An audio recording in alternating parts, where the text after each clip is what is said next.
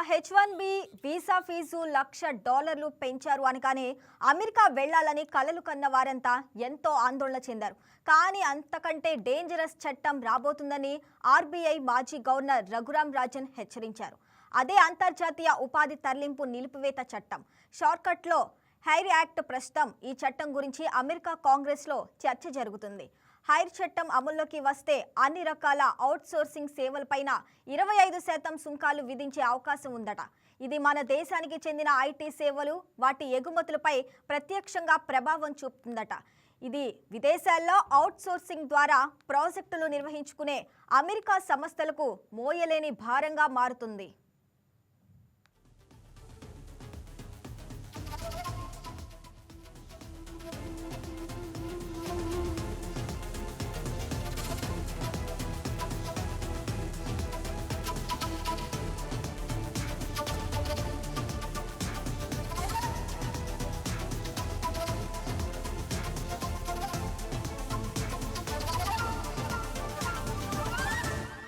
America ప్రభుత్వం త్వరలో అమలు చేయాలని భావిస్తున్న అంతర్జాతీయ ఉపాధి తరలింపు నిలిపివేత చట్టం అంటే హైర్ చట్టం.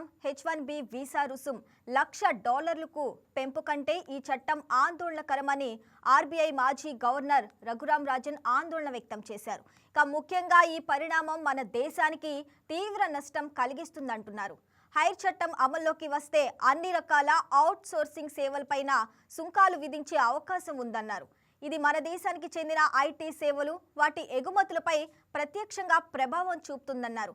మన దేశ వస్తువులపై సుంకాల విధింపు కంటే హైర్ చట్టం అత్యంత ఆందోళనకరమైన అంశమని రఘురామ్ రాజన్ అన్నారు. ఇక అమెరికా యంత్రాంగం మన ఐటీ సేవలపై సుంకాలు విధించేందుకు మార్గాలను అన్వేషిస్తుందా లేదా అన్నదే అతిపెద్ద ముప్పని చెప్తున్నారు. ఇక అవుట్సోర్సింగ్ సేవలు లక్ష్యంగా రూపొందించిన హైర్ చట్టంపై అమెరికా కాంగ్రెస్ చర్చిస్తుందని వివరించారు.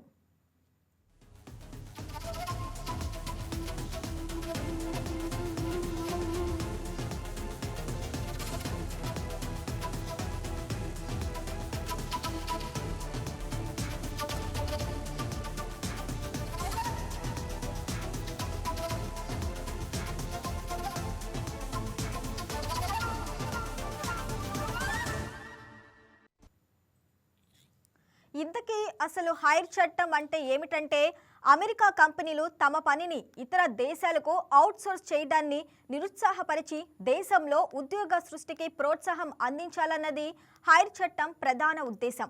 అమెరికాలో అందించే సేవల కోసం విధులు నిర్వహించే విదేశాల్లోని ఉద్యోగుల జీతభత్యాల మొత్తాలపై 25% సుంకం విధించాలనేది చట్టంలోని ప్రతిపాదన.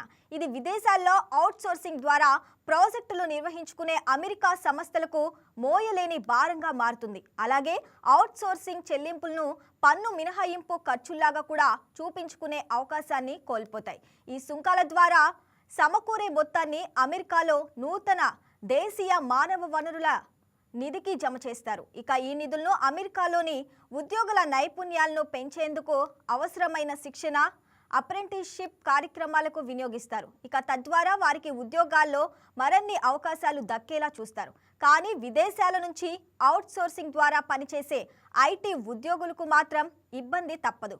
మరి ఈ హైర్ చట్టం ఎప్పుడు అమల్లోకి వస్తుంది, అందులో ఎలాంటి కీలక నిర్ణయాలు ఉంటాయో అనేది ప్రస్తుతం ఉత్కంఠ నెలకొంది.